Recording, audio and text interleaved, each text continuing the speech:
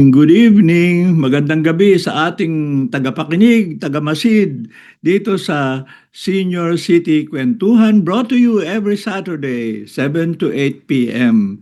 Sponsored by Education Network Philippines or ENET Philippines, Senior sa panahon ng COVID, Lapis Siso Channel, and the Philippine Rural Reconstruction Movement or PRRM. No?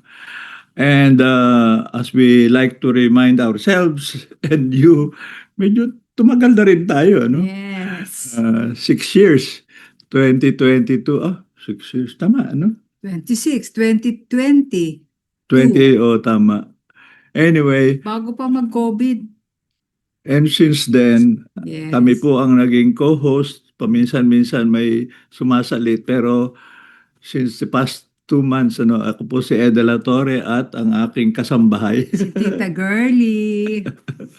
Anyway, kahapon po, kahapon ba nagsimula or Yes. even before, no? We were happy na at least, hindi na umulan, may araw, But more important, kahapon po, August 21, we honor the martyrdom of Ninoy Aquino.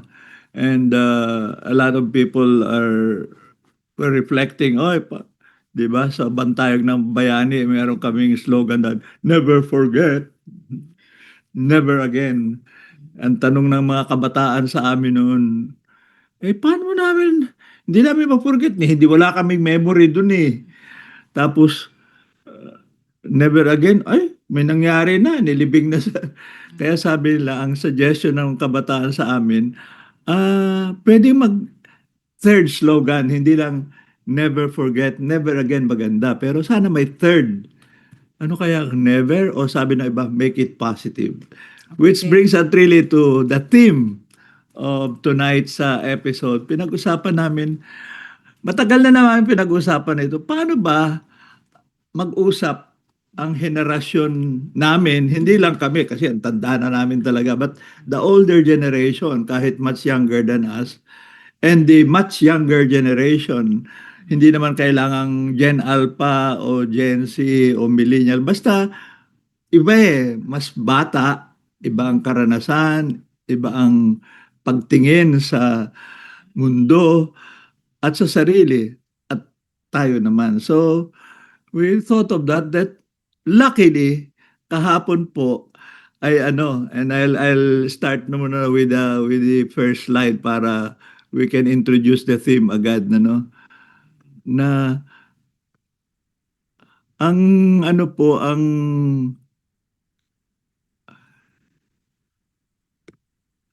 ang youth program ng Philippine Reconstruction Movement or PRRM na dati used to have a youth ang tawag PRRYA. Nandyan pa rin hon at nire-revive. Pero in addition, yung mga ilang batang nagsimulang intern, tapos later nag-apply na maging staff ng PRRM, kasama na sina Berna at iba pa, ay naglunsad sila ng youth organization. Ang tawag ay Banaag. And they are doing a series of 4 workshops. The third happened yesterday. The next one will be in September. And ang kanila, it was on accountability. At cute naman yung kanilang slogan. Mahiya naman sila. But it's really training people in budget monitoring and paano social accountability. And then nagkataon kami naman ni Girlie, had a bit of time. So sabi, punta tayo ron. Hindi dahil kami makikialam, kundi makinig lang at curious kami kasi halo-halong kalamay. May mga KABSU, Cavite State University, yung dati naming interns, contact, college graduates. Meron namang Caloocan City, kasama yung nakapula dyan si Kadi at kanyang sister. At merong Rizal at isang teacher naman ang galing Bulacan. So anyway, so we said, ang pag-uusapan ngayong gabi, hindi malalim at comprehensive topic, but yun ang focus natin. Paano mag-usap ang intergenerational? Mula sa Oh, Seniors na katulad namin, hanggang millennials, hanggang mm, Gen Z. mm, Wala pa namang alpha dyan. mm. Kasi mga ano na yan, college students. So let us Yes. go to the next slide about the workshop itself. So ayan, mas maganda yung kanilang final version ng ano, mahiya naman sila, training on budget monitoring and social accountability. Nandun na sa taas yun ang picture ho. Ayan, si Berna ang coordinator ng Banaag Youth. Nandun sa bandang gitna, mamaya Si pakita ng Professor. picture ng Professor taga Bulacan State University. At ito yung kanilang napiling ano, pangalan ng kanilang organisasyon. Pero hindi lang organisasyon o pwedeng alliance yan. You can have sariling pangalang organisasyon, sumali kayo ran. Yung ibang mga bata, galing sila sa siklab. Ganun Ganun ba? sila. Oo, iba-iba. Anyway, bayanihan Isa-isa. ng aktibong nagkakaisang kabataan. At ang tema ng workshop ayun na nga, building integrity from the ground up. Kasi they submitted and were fortunate to receive a small grant from the Friedrich Naumann Foundation for Freedom to support 4 workshops, no? Na youth-led ito, hindi lamang youth-led, talagang youth Walang organized. kinalaman ang mga seniors. Kung minsan tinatanong kami for comment, pero sabi namin, Kanya, meron kaming po, pero gusto namin malaman ano bang takbo ng Oo. utak ninyo at ang naisip ninyo. ganap ninyo yan. Kaya youth-led civic Yes. education for Okay. accountable local governance. Napag-usapan nila kung napakahaba ng ganyang topic, no? Pero Well, ang saya po nila. ang first ano nga insight ay ito. Ang ang kanilang first featured speaker ay si J.Y. Marie. Ay, hindi ko palang YK. Tapos, professor siya ng ano, social science, no? Yes. Oh. Even history. And he is making a wave, no? Na kasi, kuwela siya eh. Sikat na sikat Sa siya halip sa na, Gen Z. sa halip na maging boring, ano, Yeah. hindi, sa totoo lang, I must admit, Gali, hindi ko alam, hindi ko Huwag- kilala huwag yan. mo nang sabihin At yan. saka, when I met him, ako, maraming ano bang tawag doon? Maraming bululoy. Hindi, yung mga collectibles Oo yan. nga, pero ang Bakit punto, naman yung ating mga kabataan, yan lagi makikita mo sa mga bag, pero siya sa katawan niya nakasabit. so para kombinasyon, kasi yung second speaker will introduce later, traditional in some sense, bata siya, pero traditional contact na ng PRRM kasi staff siya ng social watch, specializing in budget watch. Pero Pero itong si sa kanya J.Y. siya- Marie, he talked in general about accountability. Yes. At kwelang-kwela raw ang discussion, no? Hindi nga lang natin na-interview.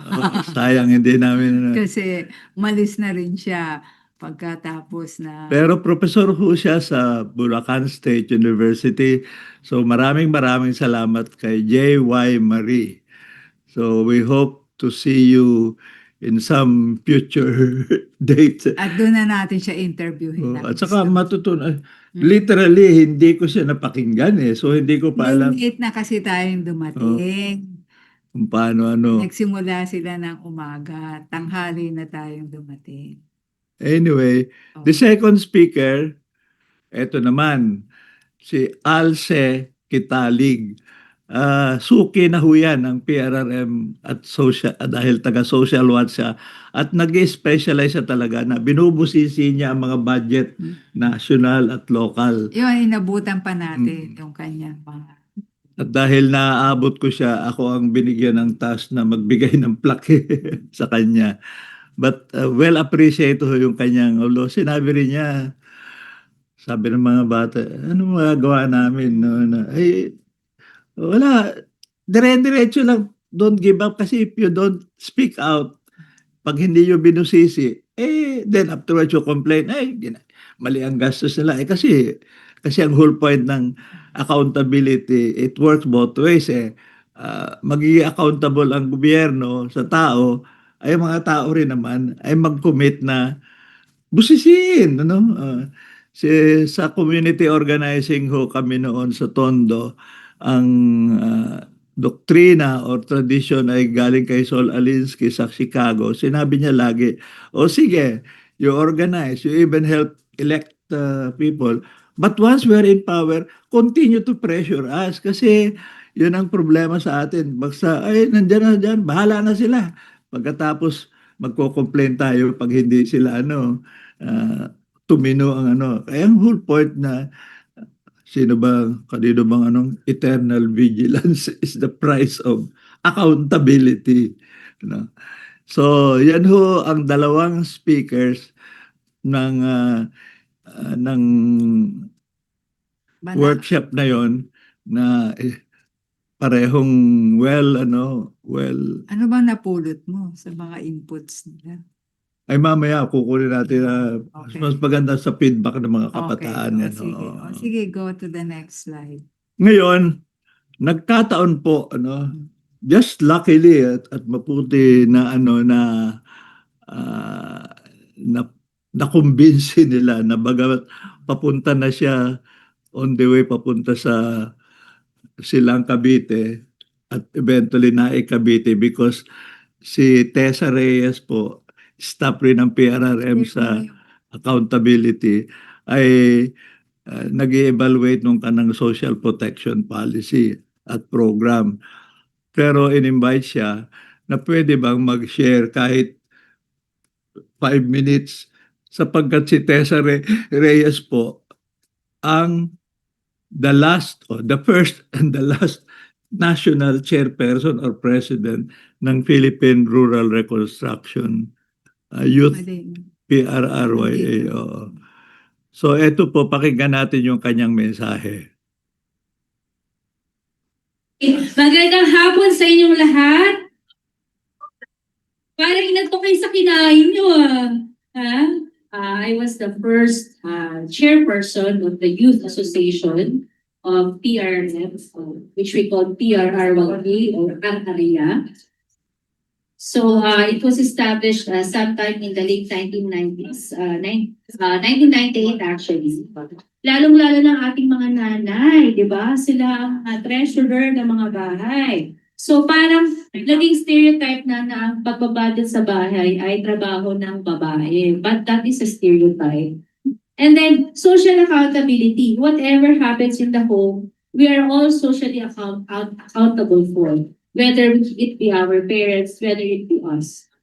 Recently, I'm saddened with the news about another shooting rampage in a private school. And that who should be accountable.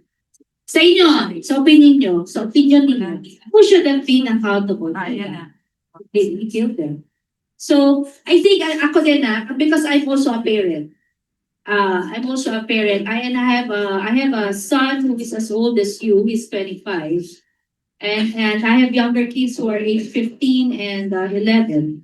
So sa akin bilang jumping from being a youth leader to being a parent, the responsibility lies heavily on me as a parent, and I take serious account of that. Meaning, I know that I'm socially accountable for anything that happens to my household, to my home, to my children, whether inside or outside of the home.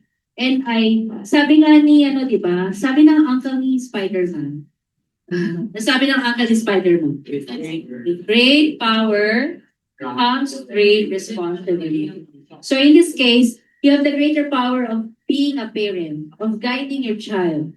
So, yung accountability nun, dapat sa parent. Because, sino ba titingin sa mga anak natin? Sino magagabay sa kanila? Hindi naman pwedeng inilagak natin sila sa school. And then, that's it. We leave it to the teachers. And then, we blame the teachers if our children lack the discipline. Kapag napagalitan, I'm sorry I think, I don't know if I should apologize for it, but I feel that sometimes, some kids are too emotional and too fragile. Their egos are too fragile. Maserma na lang ng konti, sumbong. Maserma na lang ng konti, nagka-cry out na. Pero, minsan lumalabis. Do you agree? Minsan lumalabis, they abuse that kind of power over the teachers that teachers are disempowered to discipline them. However, of course, meron din naman yung other side of the coin where in some cases, it's the teachers who become abusive and all that. Pero again, at the end of the day, ang tatanungin mo sa sarili mo, paano ba ako pinalaki ng magulang ko? Now, all adults, therefore, the social accountability is now na kanino? Nasa inyo ba o nasa parents pa? Ha? Nasa inyo na kasi adult na kayo. You cannot think yourselves, you cannot decide for yourselves in terms of monies, in terms of your own budget monitoring. Kasi di naman di iba yan sa gobyerno or any whether private or public. Paano ka mag-allocate ng pera mo, baon mo, pamasahe mo, pagkain mo, di ba? Mag-allocate ka. Tapos, pag nasobrahan ka na expenditures mo, na expenses mo, ikaw din yung magsasuffer, di ba? So, it applies, no? It applies to government. Pag nag-allocate tayo ng at the end of the day, my challenge to you as the youth, as a former youth leader, and now passing on passing on the torch to you as the second generation youth leaders is that we have to learn to be socially accountable for ourselves within our families, within our schools, and within our communities, because you have that great power as the voice of this generation to make those changes. And I put it upon you to do that, to continue moving forward and becoming empowered enough to make the changes that we want to see in the world. The power is within you. So I end my speech with that. Thank you very much. Okay, maraming salamat sa speech ni Tessa. Tessa. Except feeling ko kaya Oh. kasi he was big as parent eh. Baka sabihin ng mga bata, sinasabihan naman kami ng Yeah. hindi ba palagay mo? Sa bagay, they were responding naman yan, no? O ano naman After this one, yun ang pa-cute na kasi ang tanong lang, hindi ang workshop design nga ay sina Berna at yung Banaag Youth, no? At Secretariat. So, maraming format sila. May quiz bee, may ganon. Pero, ang nagustuhan namin, nagstay kami ni Girlie for the whole time. Nagkaroon na ng series of 5 debates on 5 topics, no? Katuwaan in the sense na hindi naman super mahaba.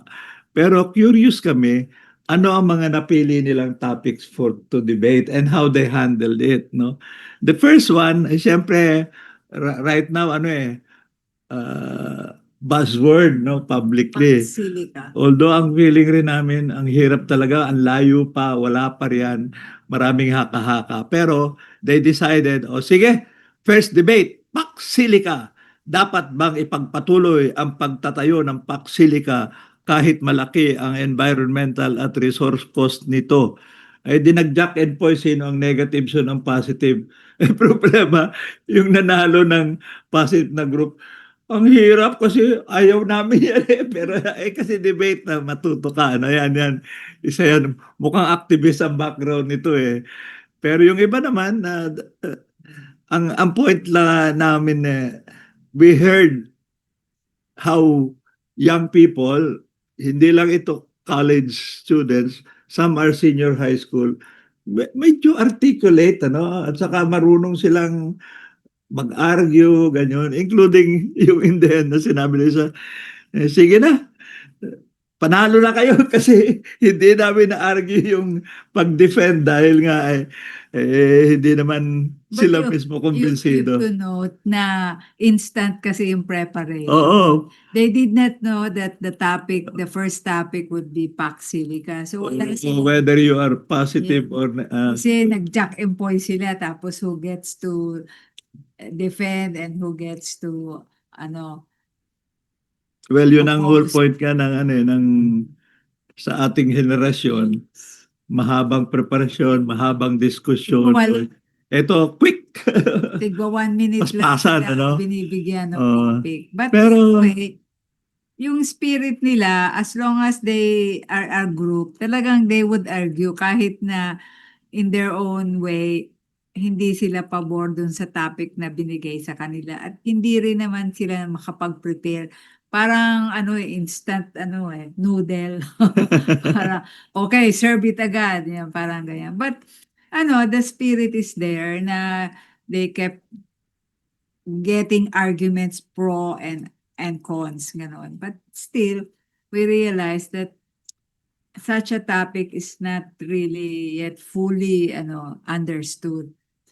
Ganyan. Kaya that's why yun ang vulnerability in general ating lahat, but especially young people, kung wala silang direct Yeah. knowledge pa ng data and all that, they will just pick up kung anong na sa social But media. there were 5 topics for Oo. their debate. At tas kita mo yung spirit ng mga kabataan na lagi silang game. The second topic was Ito naman, Yun. ito closer sa recent experience, yeah, Alam naman natin na whether yung nangyari sa Tacloban o yung nangyari ngayon sa Zamboanga na may ina-attribute na may epekto sa namaril ang violent video games sa mga minor de edad. it's Kaya not simply bullying, but when children are exposed to all kinds of video games that, have a lot of shooting and killing and fighting, they feel that it has contributed to the type of school violence that's happening in many countries and now in the Philippines too. ito very real ang clash of opinion. May iba nagsasabi, dapat lang kasi nga, tapos sasabihin naman, ay di, meron namang capacity mag-isip, wag yung i-attribute mo lahat sa violent video game. Is the whole atmosphere, the whole, pero mahabang debate, pero Sino nanalo? yung yata, yung Oppose o Iban? Kasi nga ang bilis nung nung debate kaya hindi rin namin masyadong na-follow. Basta sinasabi na the winner is tapos sigawan na sila. Ganyan. Anyway, what's the third? tingnan ko natin ang, hindi ba na-pick up yung yung Hindi, kasi yung mga audience kasi nagpapalitan sila Dati nakaharap sila dun sa left, tapos mamaya nagpalit sila towards sa sa dami naman nila nakakahiya namang sabihin namin, wait, sino ang kasi guest lang naman tayo. Hindi naman tayo pwedeng makialam. okay, with restraint. Yes. May tendency, alam mo naman Yes. tayo, gusto agad pumasok. Senior. That is part ng We are only guests. And that we is are part observers. or more important, sabi nga nila, when they ask for our opinion, they will solicit, Yes, but do not give unsolicited opinion. Kasi yun ang during the whole process, andun lang tayo sa tabi. Hindi tayo kinoconsult nila because that's not part of the tinitingnan lang nila kung ako'y napapatawa or feedback rin. Ang third topic na equally interesting, ito naman. juvenile Ayan. justice. Naku, siya pumasok na dyan, pati ang Sila. usapin ng Nakati. Oo. Yung mga babae talagang very sila strict na Si Cady ho, so, part siya ang father niya Jordanian. Jordanian. Pinay, Mother niya ay Pinay. Pero ang sinasabi nga niya, if you put a child in a penitentiary or in a prison, it's not going to help the child. The more the child is exposed to all kinds of criminals, the more he will have a difficult time shaping up. Parang ang point niya, there are other ways of keeping the child educated on what is justice and what is not allowed in this society. Parang sabi nga niya as a woman and having seen in different situations, it cannot just be the age of the child na gagawin mong legally responsible for a crime. Maganda yung arguments ng mga bata eh. Pero hindi ko alam kung Sinong nanalo? kasi ang bilis. Kasi ang habang iba-iba pagkatapos yung winner against winner, marami nang. This one is closer to their heart. Oo. Kaya even if they don't research or do the deep research sa Google, Merong meron na sila coming from their own spirit. situation. Ganyan. How can you put a child of 7 or 12 or 14? Even yung, di ba, pag 16 ka legally, ano ka na, liable. Ganon. So marami, kasi yun yung age of puberty eh. So marami talagang changes na nangyayari sa value system ng mga bata at mga teenager. Ikaw ba, at Ano? what age were you feeling responsible and liable na? Eh kasi naman, I come from a big family of Okay. 13. So kahit kami, at the age of siguro 8 or 10, nag-aalaga na kami ng mga younger siblings. At merong rule ang nanay at tatay ko na if we are taking care of our younger siblings na below 4 years old, if any one of them misbehaves, we will take the punishment. Talaga? Oo, nakahilera kami lahat. Halimbawa, 6 kami na mas matatanda, tapos yung 7 mas bata sa amin. If 7 of them misbehave, lalo na the youngest, like they would cut all my mother's curtains or would pour all the shampoo on the toilet bowl, all of us will be in the line up for punishment, which is physical. Sabihin ng nanay at tatay ko, tsinelas o sinturon. Hindi, syempre, mas madali yung tsinelas kasi mas masakit yung sinturon. Iba Yun. talaga ng panahon Oo, natin. kasi noon, I mean, tayo na mga baby movers at ikaw, the silent generation, physical punishment is already embedded in the discipline of the family. Kahit sa school, papaluin ka ng ruler pag hindi mo ginawa yung assignment mo. So, ibang system talaga noon. Kaya sa amin, ngayon, bawal yung bawal yung hiyain mo ang bata sa harap ng kaklase niya o sigawan or body shaming. Yung sasabihin mo, oh, ba't ganyan na itsura mo? Ba't ganyan ang suot mo? Para sa mga millennials at Gen Z, body shaming yun. That is not allowed. That's a no-no for them. Kaya lalo na ito, yung juvenile justice. Ano? Anyway, at Mm. least to get a sample, yun ang first 3 debate topics. Now we will break Oh, and then get another excerpt kasi Tessa. in-interview ko in another room si Tessa. Sabi ko, Tessa, I know her in general but hindi ko rin alam ang kwento niya at karanasan niya. At saka, bakit siya naging head ng Philippine Rural Reconstruction Youth Association? Okay, So, let's go. she was gracious enough. Sabi ko 5 minutes pero humaba naging 10 minutes yata. But it's interesting at least for those of you who never heard of PRRYA and that generation, no?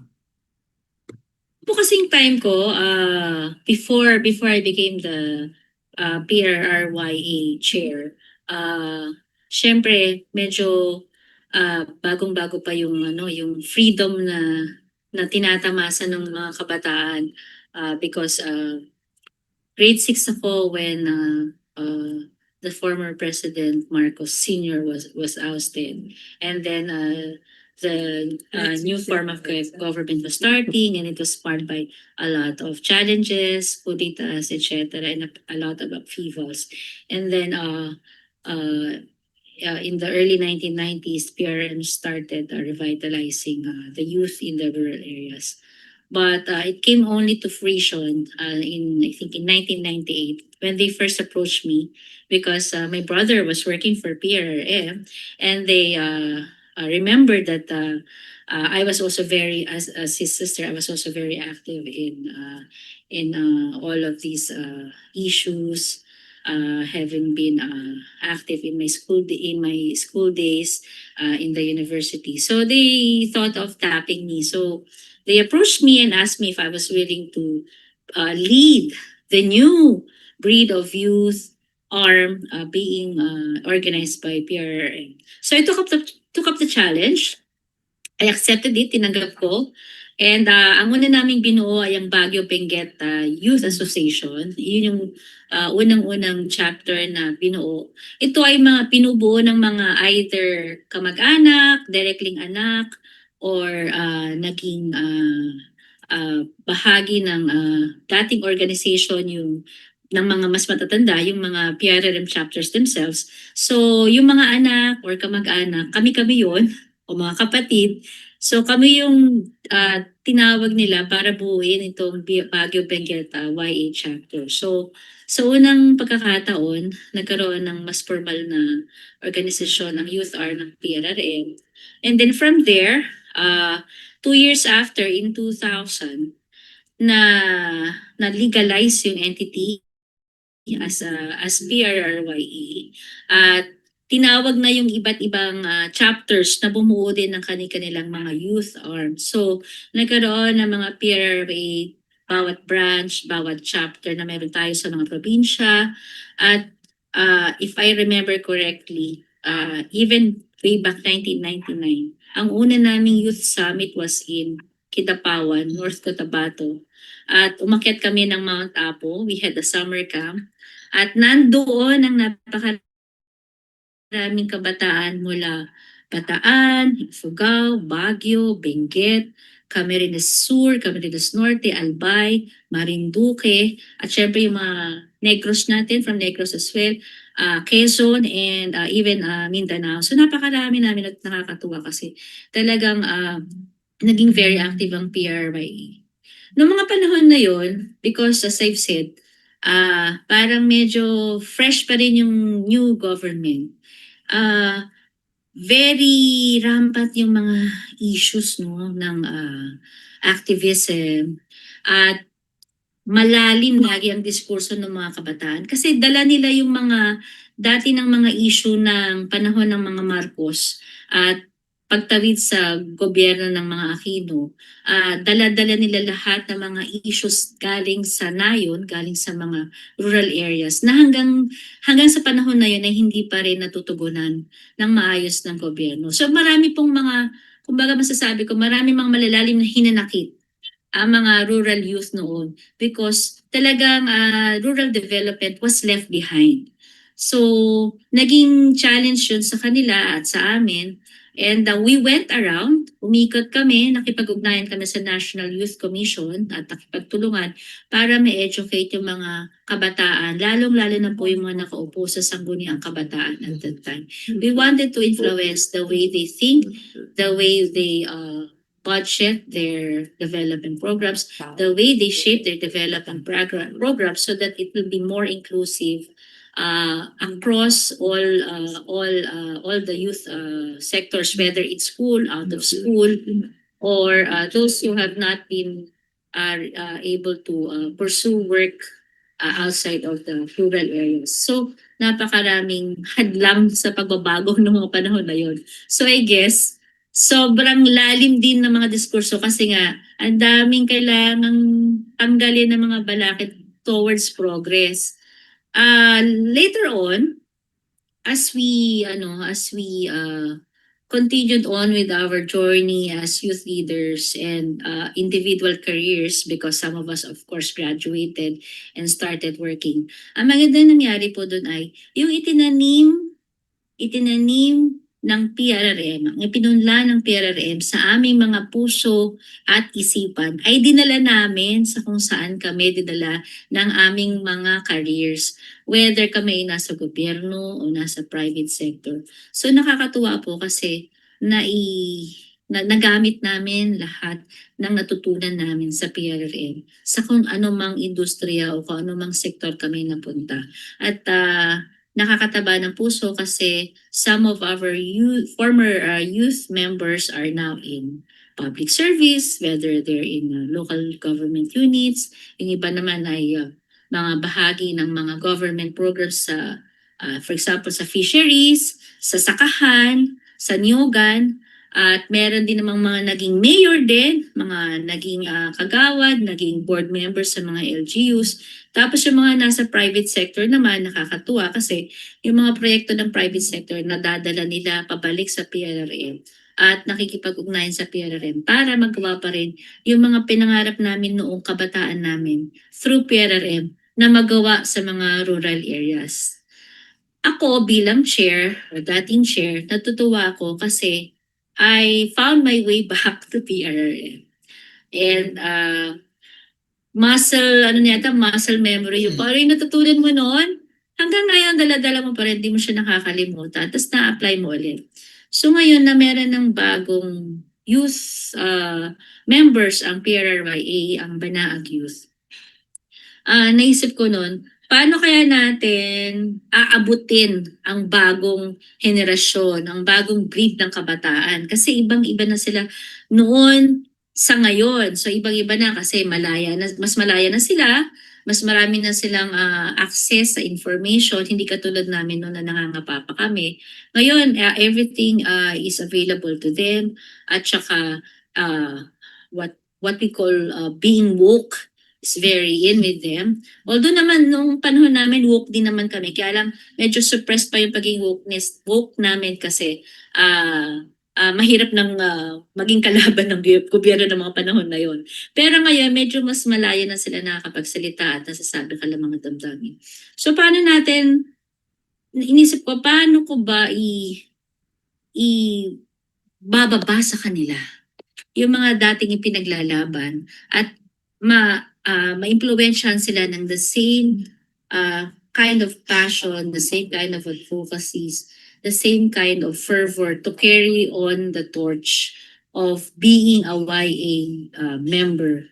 So, dahil ako isa na ding magulang, na-realize ko na whatever I apply with my children, I can also apply with these young members of the PRRYA. Kasi hindi madaling makipag-usap sa kabataan, lalong-lalo na kung wala kang naging experience with them. Siguro ako may advantage po ako kasi nanay ako. And I tried to be a friend to my kids rather than the villain in their lives. So, yung ganong mindset, yun din yung ina-apply ko sa mga kabataan ngayon. At importanteng bahagi niyan ay yung you speak their language, you use the technology or the digital platforms where they access the most, and you try to make your ideas more popular and in tune with the times para ma-appreciate nila. Hindi na uso yung wokeness namin na sobrang lalim namin, sobrang seryoso. Hindi na tatalab ngayon yun sa kabataan eh. Ngayon medyo mas na sila, mas dapat relax, chill ang usapan. Pero syempre back of mind, kailangan maiparating pa rin ang kaseryosohan ng mga issues, ang kaseryosohan ng pagresolba sa mga suliranin ng kabataan. Nasabi ko nga sa kanila ito lagi, with great power comes great responsibility. Ngayon, empowered ng youth. They have the power to change the world. It's in their hands to make those changes happen. So with that power, of course, comes the big or greater responsibility for the next generation. So sana yun yung lagi nilang keeping in mind that they also have to be responsible and accountable for every action. In the same light that they should hold the government and the other leaders of this nation responsible and accountable for everything that happens to this nation. So I hope that someday they will become us, they will become me, they will become those great leaders that we all admire across the world. Okay, maraming salamat, Tessa. Spoken, Ang saya activistang naging parent at ngayon balik PRRM working with us po sa development advocacy po at development partnership. So, siya kinokonsulta siya lagi ng mga banaag, Yeah. including yung Hindi na namin na-record yan. Yung sinabi ni Becky dati sa forum, Yeah. ganun rin, talagang yung henerasyon raw nila noon, nung bata, pagkatapos ng meeting and all that, Ay, nagiinuman sila para relax. drinks. But in some cases talagang they get drunk. Ang observation, totoo ba yun na Oo. karamihang kabataan ngayon, Coffee. coffee at milk Tsaka milk tea. Healthy naman yun eh. Hindi, ang punto nila natetense yung Hindi, ano. mataas ang caffeine. Pero between alcohol and caffeine, mas mabagsik ang alcohol. Okay. Kasi it destroys your liver and everything else. Nasisira ulo mo rin. Anyway, with that, welcome, she'll come back later, the shorter, pa. Pero ngayon, the last two topics ng debate, 20 minutes. ayan. Yan, SK abolishment. Talagang hot na hot ito Oo, kasi oo. remember po ngayong November may eleksyon ng barangay including SK. SK. At marami talagang student leaders interesado ring pumasok sa SK, pero may ibang nagsasabi, ano yan, ang SK parang Pamilya, dynasty. parang training ground for trapo. So ang debate, kailangan bang ibasura na or i-reform? Ayun, mainit ang bataktakan at debate dyan. Sino pa nga eh. Kaya paminsan hindi ko sino yung sumisigaw na pinakamalakas? Pero very impressive po. Hindi lamang kaya mag-aryo, kundi sabi ko nga sa kanila in one of my closing remarks, sa psikolohiyang Pilipino, tinuro sa atin sa research ni Virgilio Enriquez, pag ikaw ay pupuna at magdidebate, ang soft approach, daanin muna sa pabiro ng konti. Kasi pag seryoso, na agad eh. And then saka mo, but pwede ka rin magdiretso. So, ako, inano ko sila, kinumen ko sila na they could, I'm sure yung natalo, medyo masama rin ang loob. Afterward, kahit tapos na yung session, nagdidebate pa eh. Kasi talagang sa atin na when we are invested na in a topic, tuloy-tuloy na. Pero ang sabi ko sa kanila, ang mahalaga sa atin, tuloy na mag-uusap kaysa agad hindi mo nakakausapin dahil hindi kayo nagkasundo. Yung how to handle ganyang mga conflicts, yan mahalaga yan, no? At related ho yan, so sa last topic nila, ang the so-called cancel culture. Yes. Kasi ang tanong ano ba ang magandang paraan for accountability? I-cancel or dumaan ka sa formal mechanism, mag-file ng complaint, ganun-ganon.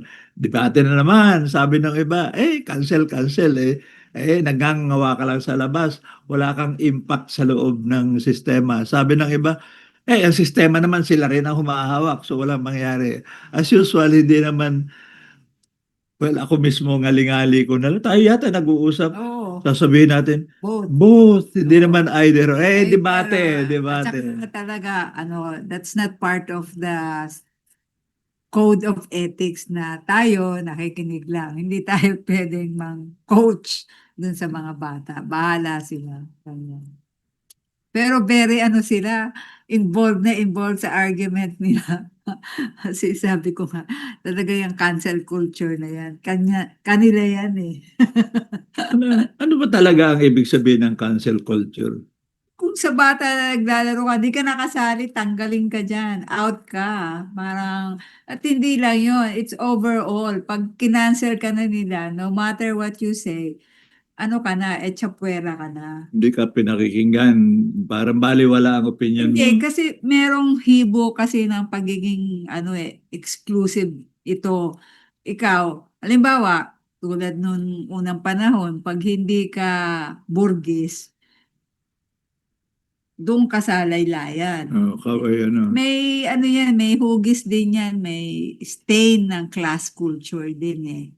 Kasi sasabihin nila, anti-elite din yan. Kasi pag sinabi, ito yung mga pinagsasabi nitong politikong ito, cancel natin. Pero madalas din ginagamit yan anti-LGBTQ. Oo, no. Oo, yung cancel culture. Kaya medyo ano yan kailangan mong pag-usapan sa mga kabataan na just because you are different and you do not belong to a certain community or class or school, pwede kang i-cancel nila. Ganyan. Pag minsan may racist pa nga na hibo, kaya sasabihin natin, "Oh, wag nating gamitin yung term na yan, yung cancel culture na yan." Ano yung term mismo parang borrowed from the US? Oh, it's more yung naglalabanan na kasi yung mga iba't ibang Pero I remember sa theory, Mm, philosophy of education ng UNESCO into the 21st century. mm, Maliban sa learning to do, mm. learning to be, learning to learn. Ang pang-apat is learning to live together in diversity. Na mahirap balanse yan. Hindi naman nakahulugan ng live together parang, bahala ka. There can be a debate, there can be differences. Kaya I remember yung part ng ating training noon sa ELP sa leadership. Sabi natin, communication, negotiation, but the third is peaceful resolution of conflict. Kasi diversity is a reality, no? Pag magkaroon ng diversity at magkaroon ng differences at ang reaction mo ay cancel na, parang kung sa simbahan, excommunicated na, Yun, hindi oo. nakakausapin. Yun na nga, Oo. ganun. Iismiran mo na lang. Mm. Pero may karanasan ba even sa ating henerasyon yan? Hindi mo naman sasabihin yung term na cancel. Basta iaano mo na lang na tanggal ka dun sa listahan. Talaga? Parang it's parang kung sa culture sa halip na gumamit ka ng i-oppress mo yan o exploit mo yan. Parang sa kanila, parang may vibe yung pagiging cancel. Cancel, ganun. Oo, ganyan. Anyway, living language yan O So, kasi iba-iba first time ko na perceive sa kanila, they presume what it means. Actually, pag tinanong mo sila, meron silang certain definition of it. Tayo kasi, we're looking it from the lens of many categories. Ganyan. Tsaka tayo, as seniors, nahasa tayo sa structural differences race, gender, ethnicity, Class. class. Sila, hindi na nila ginagamit yung mga ganong categories. Basta pag meron silang nakita na doesn't jive with their vibe, cancel ka. Talaga. Anyway, iba-ibang hugis talaga ng generasyon. Yan. Sige, we are moving to our last 10 minutes and I posed a question kay Tessa and in the following 5 minutes, she had a very interesting answer that can trigger our final reflections. Oh. Isa kong tanong, every generation ko minsan, lalo na activist generation, inisip, parang iba tayo noon, parang mas committed tayo, mas handang Mamatay. baka sabi nga ng iba, parang Senator, fragile naman yata ang kasalukuyang bata or baka masyado na silang mababaw or pareho lang ba ang henerasyon? Merong bukas na bukas, merong mabagal kumilos, there will be those committed agad, may iba naman bahala lang. Just offhand, general observation mo lang sa kabataang na-encounter mo both in PRRM and elsewhere. Siguro po because of technology, because of technology and the digital platforms that are already available to them, those in the urban setting is now no longer, I mean, the youth in the rural setting is no longer any different from the youth in the urban setting. Whereas, nung panahon namin, sobrang layo ng divide. Alam mo agad na probinsyano yan. So, yung mga nasa urban, pag dinala mo sa probinsya, sobrang shock na shock sila sa realities on the ground. Kasi, yung privileges nila sa syudad, or sa urban areas, hindi na-enjoy ng rural youth. So makikita talaga sobrang-sobra yung disparity in terms of access to education, access to resources, access to opportunities. Talagang salat na salat ang mga kabataan nun. Kaya yung mga kabataan nun sa rural areas, ang pangarap nila makarating sa syudad. Ngayon na dahil very open na ang mga digital platforms, kung anong na-enjoy ng nasa urban na nakikita niya sa cellphone niya, for example, ay nakikita na rin ng kabataan sa rural area sa kanyang cellphone. Samantala nung araw, ang may TV lang ay nasa syudad.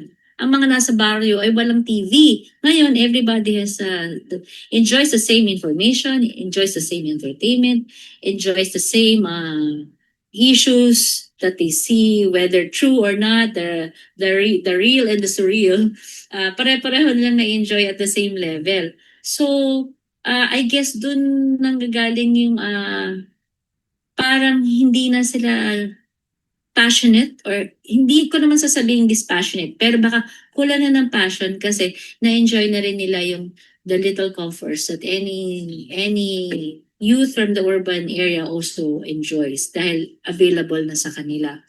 And of course, dahil siguro mas accessible na rin yung mga rural areas, marami ng kalsada, may aeroplano, may all modes of transportation already available, madali na lang marating.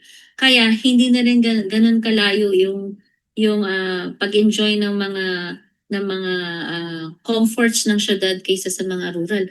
At lahat po ng rural ngayon, rural areas, meron na rin dyan mga malls, may mga kainan. So, nai-enjoy na rin nila lahat. So, dahil hindi na nila nararamdaman yung gap ng social status na katulad doon sa ngayon, siguro doon nagmumula yung, I don't really have to fight for my rights anymore, or I don't have to be really so activist about it kasi ano naman na, halos pantay naman na kami. Kaya lang, siguro, ang magandang makita nila ay yung what we call, siguro sa pamagitan ng immersion. Kasi nung araw nag-immersion po kami eh. Talagang pupunta kami sa poorest of the poor. Siguro yun yung gusto kong ibalik. Dahil hindi nga nila nakikita yung difference now, baka it's high time na ibalik natin yung immersion natin for the youth. To the poorest of the poor, to the slumest of the slum, para makita talaga nila yung social divide. Hindi lang dahil we're all both enjoying the same access to technology, kundi yung disparity nung anong tawag to, yung quality ng pamumuhay ng mga may privilege at yung walang privilege. Kasi kahit na pare-pareho tayo may access sa mga ganitong klaseng teknolohiya, pero kung mag-immersion sila at makikita nila yung totoong status ng mga tao sa mga marginalized areas, baka mas mararamdaman nila na hindi pa rin pala natin nakakamit ang tunay na progress. Hindi pa rin pala natin nakakamit yung tunay na kalayaan. Dahil kung na-enjoy nila ito dito sa urban areas, it's very different from the marginalized areas. Siguro one concrete example is the cultural divide, for example, in the IP areas. Hindi nila alam yan na nagiging disadvantage ang mga women doon because they are forced into marriages, they're forced into teenage pregnancies, they are forced into human trafficking and slavery. Hindi kasi ito nakikita kasi parang akala ng mga kabataan ngayon, hindi, pantay-pantay na lang tayo, pare-pareho na lang tayo ng estado ng buhay at ng access. Pero that is not the reality. Baka na ano lang po, na overshadow lang ng tawag dito, na overshadow lang yung mga issues na yan because in their reality or in their perspective, everybody has access naman eh. Everybody has gadgets naman, di ba? So, nagiging mababaw tuloy yung pagtingin at ang diskurso dahil yun ang pananaw nila. So, I think it's high time that we again shift the perspective at tanggalin yung rose-colored lens so that, hey guys, ito yung totoong realidad. it's not, let's stop living in the virtual reality. Let's go to the real world, and we do that by immersion. Immersion. Problema ngayon yung immersion. Sabi ko nga, tama yung point ni Tessa na not just for PRRM but for legitimate civil society organizations na hindi, I mean, you can of course be an oppositionist group. You can even sympathize with those who still believe in an armed opposition. Pero pag yung immersion na associate dyan, not only dangerous, mapapatay, ano? And for me, that is part of the tragedy na unnecessary loss of lives and But ano. you can reorganize kasi some form of immersion in such a way na hindi ka ma-expose sa too much red tagging. Oo nga eh. Pero yun nga, I mean, with rapid transportation ngayon changing, siguro yun nga, ang difference kasi, you have to go through the barangay first, you have to go through the local government units, tapos papaliwanag mo bakit gusto mong bumisita dyan sa mga, lalo na dun sa mga geographically isolated areas.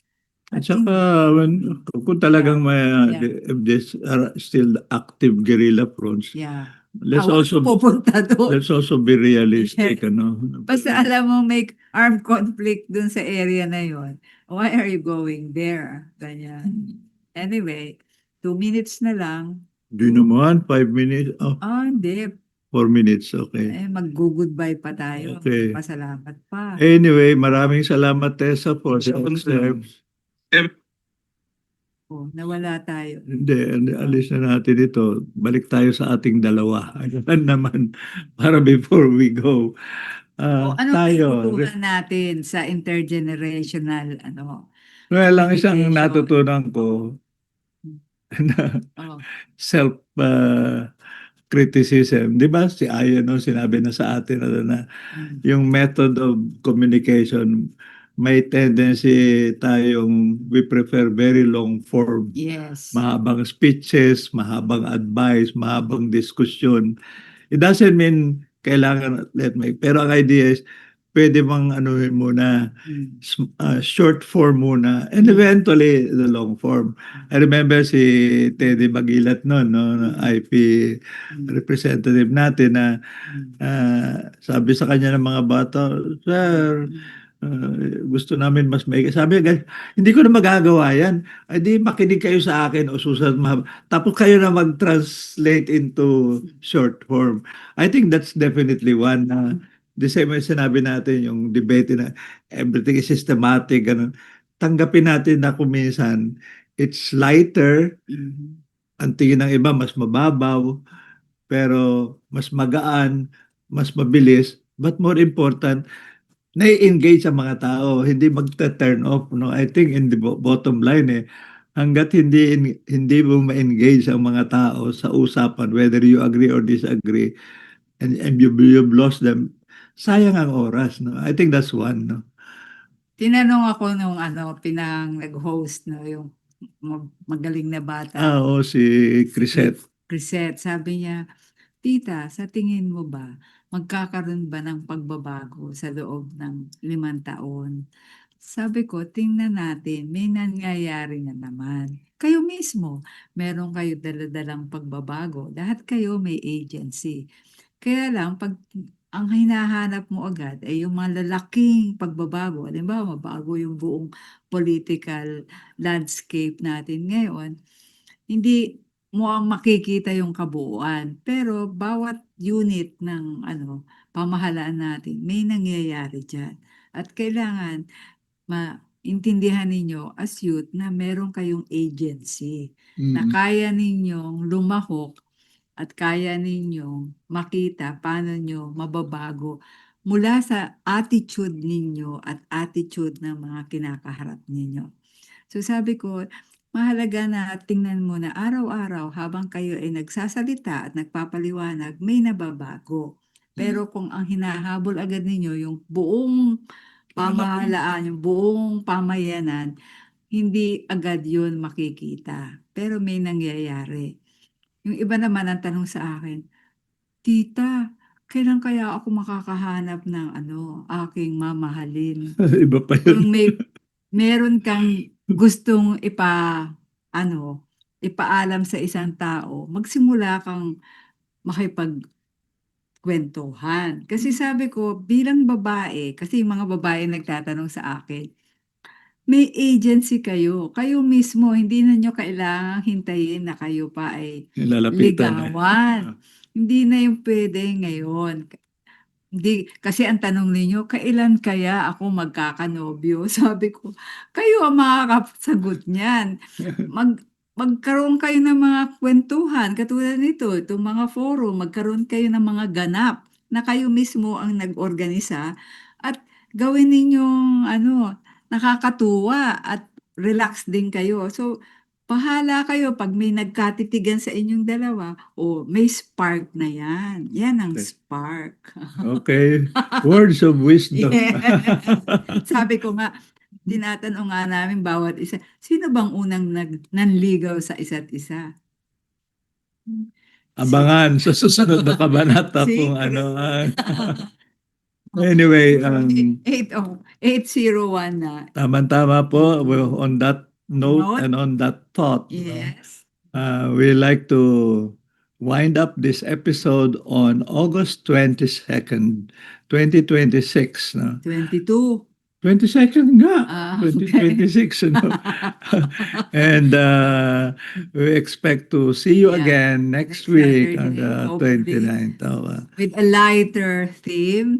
Okay, and muli magpapasalamat po tayo, JM. hindi lang sa inyo, sa tagapakinig at saka sa Yeah. mga feedback nyo po, whether formal or informal. Gio, Oh. na Eileen, nakinig sila. Saka ano po, for Inet Philippines, senior sa panahon ng COVID, Lapisillo Channel, and Philippine Rural Reconstruction Movement. Sabihin natin Okay. kina Berna na ipakita itong mga picture nila.